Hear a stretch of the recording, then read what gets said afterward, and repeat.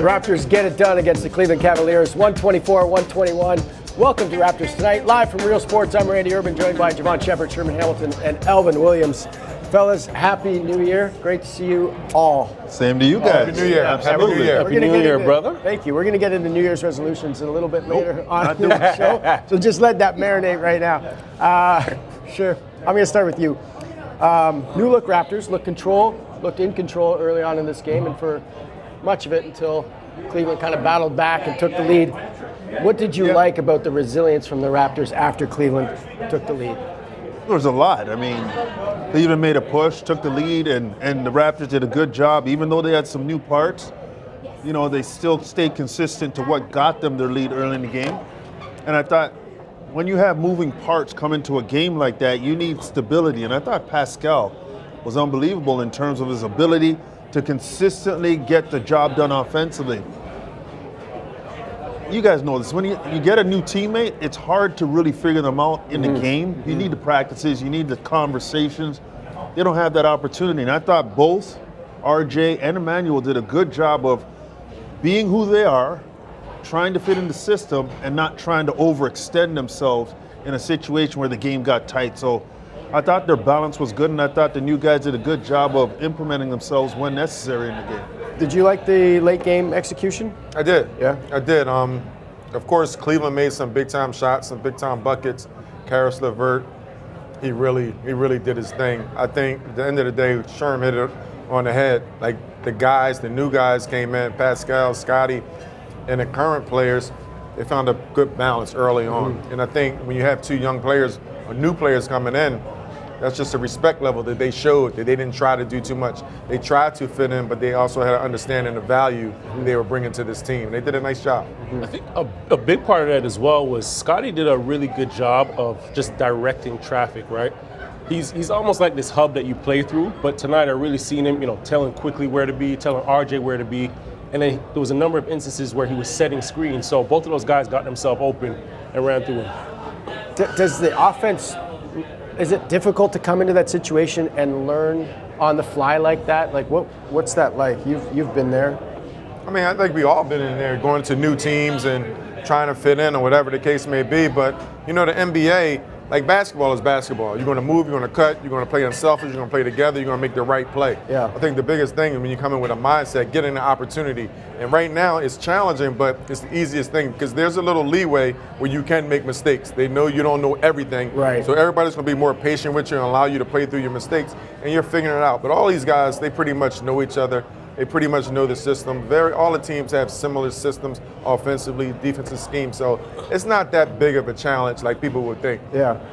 What would be the biggest challenge that you could see? Is it just is it the lingo? Is it knowing where people like to get the ball in certain spots, when they like to get the ball? All of that. Terminology is something, some people call it red, some people call it down. Different calls for the same play you got to get adjusted to. And I think the biggest thing is trying to figure out where your spots are in the offense. You know you can take shots. You know that there are going to be opportunities.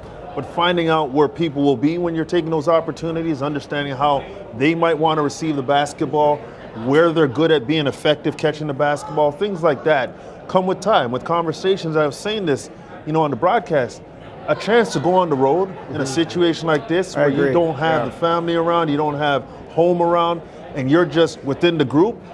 It's kind of the best time to learn and to kind of understand your group and understand who people are, number one, and how they like to play.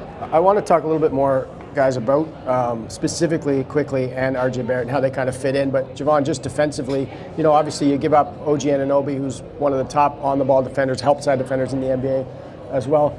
Did you feel like... You said help side defender? Well, just in general. Okay. Yeah. Is there a stat for that? There is. Oh, what is it? I don't know. Oh, okay.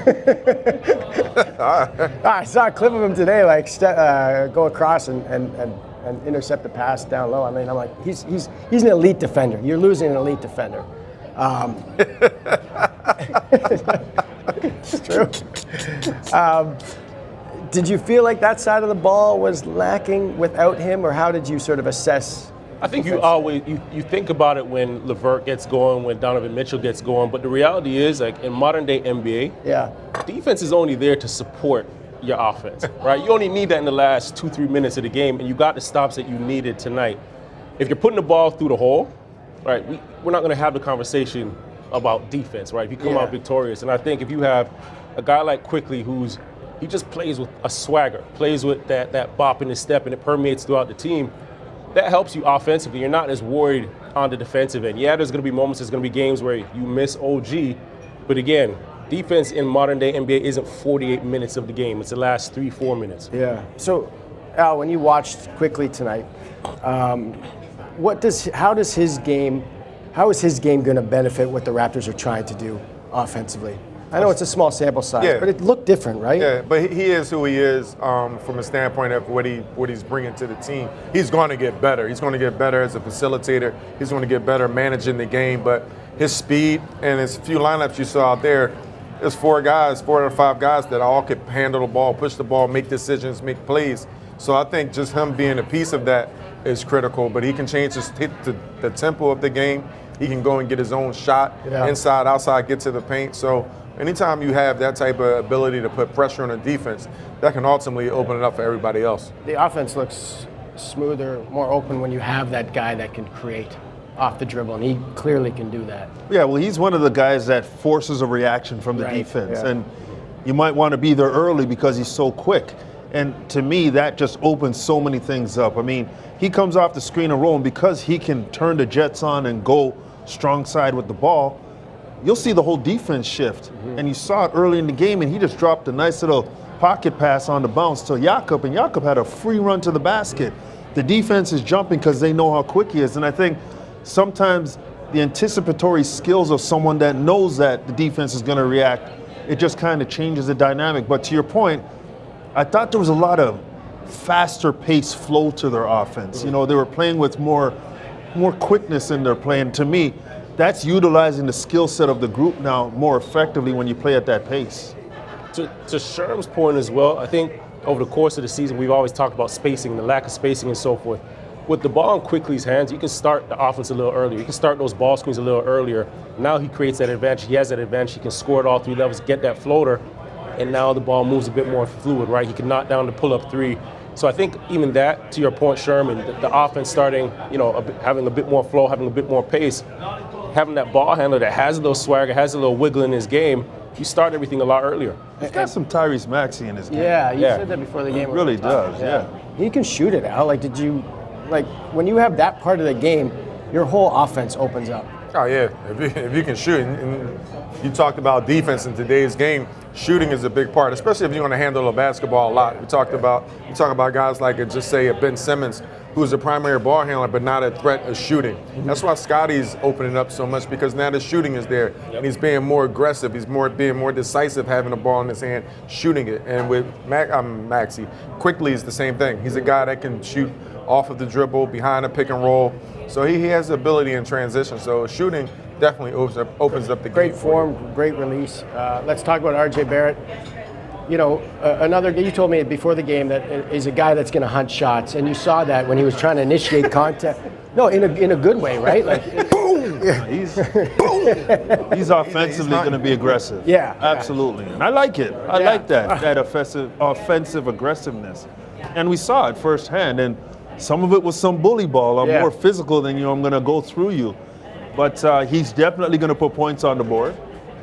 He's going to get to the free throw line. It was good to see him have the 9 rebounds in this game. He shot 50%. I mean, that's above his season average field goal percentage-wise. So I just think RJ is, because he's going to be offensively minded, he's going to get plays called for him. They're going to run plays where he can attack from his left hand and get to the basket and finish. And if he's spacing the floor in the corner or on the three-point line, he can make that. He can keep the defense honest on the weak side. So there's no question that, yes, he hunts shots down, but he's an offensive-minded player. Listen, RJ isn't shy. He's never going to be shy. He's getting out transition. He wants, like you're saying, get downhill. You can run some sets for him, get some staggers so he can get to that left hand. But I think the thing with him, he's always going to compete. And he's one of those players that you kind of have to tell, the coaching staff is going to have to tell, slow down or pull him back a bit. And it's no knock at OG, but sometimes you wanted him to go a bit more. Like you want to turn it on or flip that switch. So you're not going to have that problem with RJ. But when you look at that box score, the field goal attempts it's going to be up. Yeah. It's going to be up. He's going out there to compete. He's going up there to put it up. What were your impressions when you watched him? I like RJ. I think there's a lot of room for growth, though, because I think at the end of the day, you want to continue to get better. He's a very young player. He's 23 years old. So I think, constant coaching and pointing out where his opportunities are going to be. If you want him to be a scorer, you're going to want to show him how to alleviate the defense or alleviate some of the pressure that he has to go through. He'll go through 2, 3, 4 people to get a shot. May get the foul, may not. But once he starts passing the basketball, making certain reads, now it's going to be a one-on-one opportunity for him. So I think if he want to continue to grow, he has to have that. Like, people are definitely going to have to tell him and show him where his opportunity is going to come different ways. He does very well moving without the basketball. He can get his own shot. But I also think he is a shot hunter. He's somebody that's going to be aggressive, and he brings that competitive spirit. But I think also this is a perfect opportunity for him to grow to be a better basketball player. Yeah. That's going to just increase the longevity of his career. Yeah. And I agree with that, and I also think it comes down to, the individual skills that he has. He's going to have to develop more opportunities on the right side of his body to balance him out a bit. But also, going downhill is one thing, and because he's strong, he can do that. But being able to change directions going downhill, sidestepping people, he's got some good Euro step moves, and recognizing when to use that instead of just powering through people. All that comes with coaching, it comes with experience, it comes with different opportunities to learn from. And that through his career, he's gotten better every year. Yeah. So there's no question that he's going to continue to develop. And because, also, you're not playing for today. You're playing for the postseason, whenever that comes. So once the postseason, the defenses, they lock in. They know everything you're going to do before you do it. You're going to have counters. You're going to have a way to manipulate the game. And again, he's a young player. He's been in playoff situations. New York Knicks, he's been in pressure situations. And he showed up high well. level. He showed up last year against the Cleveland Cavaliers. He really did well. And the good thing for him as well, as long as he's willing to learn and continue to grow, like you say, the young player, the makeup of this team is different than the Knicks, right? So the best defenders playing against the Raptors are going to match up with Scotty. They're going to match up with quickly. They're going to match up with Pascal. So he's going to have an advantage, whether it be size or a weaker defender, night in, night out. So once he figures out his spots, I think he's going to have a heck of a time here. And even when I was watching quickly, it felt like there were more opportunities where he could, exercise that speed a little bit more often. I felt like he was really just trying to be a part of the offense. If he, continues to improve, he's going to be a guy that can get his shot off at any point. Well, I thought he did take some shots that made you say, okay, this is different. Yeah. You know what I mean? The left-hander where he's floating away from the basket, the off-balance shots. And, he's doing the right thing. He's coming to a new situation. He's trying some of the things that he knows he can do. All of it didn't work out tonight, but as he gets more comfortable, not only with his teammates, with the playbook, I think all of a sudden now we're going to see him do the things that you're talking about with more consistency. But I liked the approach that he had in this game, where he did do some things. I mean, he took the first two of the 3 shots of the game. I'm good with that. Yeah. They're makeable shots. He was being aggressive, and he took them.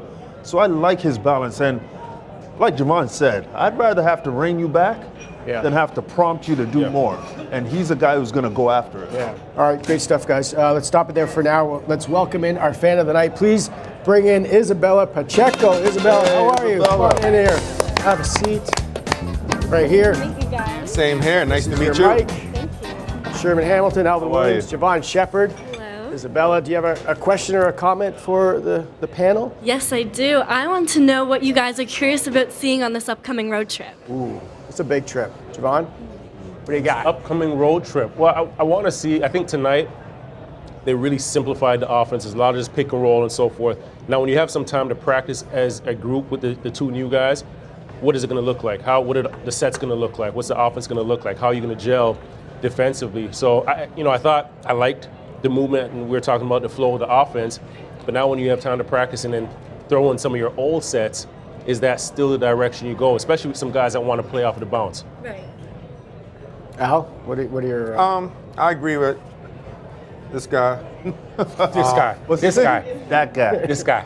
Jevohn. I forgot a little bit. I got a little brain freeze a little bit about to come to Sherman, because Sherman is usually sitting over here. So it's all good. But yeah, I'm looking for the camaraderie. I'm looking for, you're on the road, you have days, and a lot of times when you have new players, it's going to take time for chemistry. But when you're on the road and it's just you, dinner time, practice time, film time, so they'll get better. It's going to be a situation, opportunity for them to get better and get to know each other. So I'm looking to see how they end up on this road trip. Do guys on the road just like, do they go bowling or what would they do to? Can't tell you that. Okay.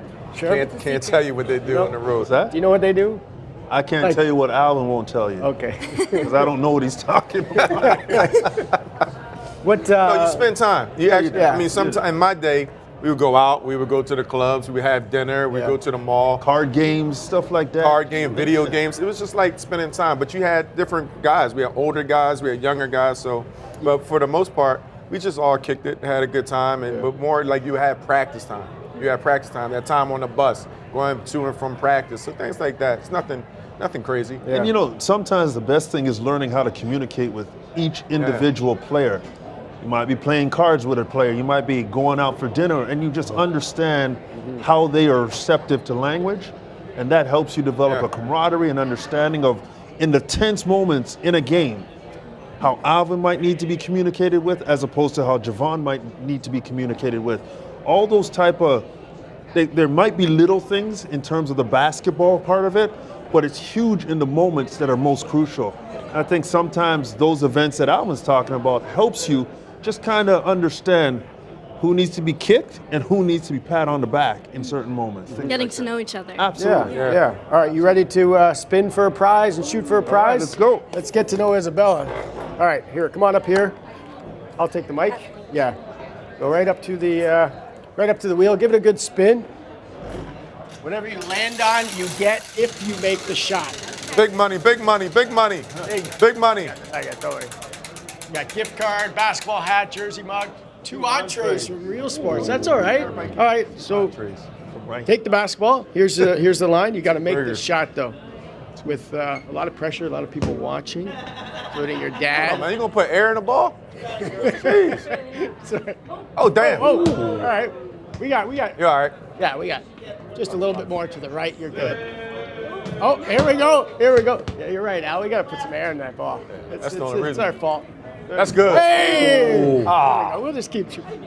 We can do it. Oh, damn. Oh, crap. How about that? Almost broke the There you TV. go. Hey! You got it. All right. Let's get this gift card. Here you go. 2 entrees. And you want to give a Good job. look in Good the job. camera, give a shout out to anybody watching at home. Thank you. I want to give a shout out to my mom and my sister who are watching at home. All right. Nice. Go. Thank you, Nice. Isabel. Nice to meet you. Nice meeting you. Take care. I got to put some air in that ball. I got to put some air in that ball. That's my bad. Yeah, I mean, I don't know if it would have helped. it would have helped. Might would have bounced off the TV and went in. Bank shot. Let's talk about Pascal Siakam. Sure, over the last little while, he's really stepped up his game. Tonight he was unbelievable. When he's making threes, this is what I think everyone was expecting of him this season. Yeah, I got a lot of respect for Pascal. Yeah. You know, beginning of the season, there was conversation about him not fitting into this offensive style. And then he wasn't making threes, and everyone was saying, where did his three-point shot go? Then there's conversations about Pascal being traded. And all he's done has been just working and working and working and doing his job and being professional. Tonight he comes in, there are 2 new players, and what does Pascal do? He just anchors the situation offensively and gets the job done like a leader should.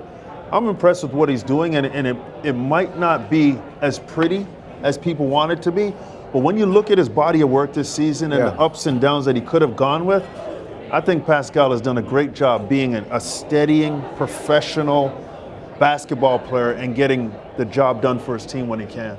Let's get into a little overtime now. We'll talk about the Clippers team that's obviously figuring it out with the trade of James Harden. It didn't look like that was happening early on, but clearly they're getting it done. Jevohn, where do they rank for you in terms of, the chance to win it all? I'm a resume guy. Yeah, I'm not a firm believer in the Clippers because they just never seem to get over the hump. They always have talented teams, even from the days of Lob City. But this is the most talented team. This is probably the most talented team, but that can also pose the most problems when you get to playoff basketball. I still think they need to figure out, whose team is it when you're going to close out a game, right? And with PG, with James Harden, with Kawhi's playing some of his best basketball since he left here. I still think that's what they have to identify. And until they do that, I'll just sit back and watch, right? They're going to have a great regular season. They'll figure it out. With the caliber of players that they have, it's hard not to have a good regular season. It's hard to fail, but I've got to see it done. What's your take, Al? Who is their guy? Who should be the guy? Does it matter? Yeah, it does. I think you have to find out who's going to be the person you're going to play through at certain times of the game and when. And, I love Kawhi Leonard, of course, because he's shown it over and over, playoff championships, like he's done it. And he's healthy. And as Jevohn said, he's playing at a very, very high level. And he's playing consistent basketball. So I think that's a no-brainer. The biggest thing is, can you all come together? Again, I'm like Jevohn, I'm not a believer in the Clippers, even though I love my boy T. Lue. I love the players. He's a great coach. They got good coaches over there. But the West is a beast. And I think until they figure it all out, and it's still early, they do have a chance. I would love to see them compete for it, but I'm not sure if I'm going to lay it all down with them. All right, so you're not a believer. You're not a believer. Sherm, are you a believer? What kind of chance do they have in your mind? Well, I think you've got a guy, as Alvin said, who's done it before. He's been there and he's done it multiple times.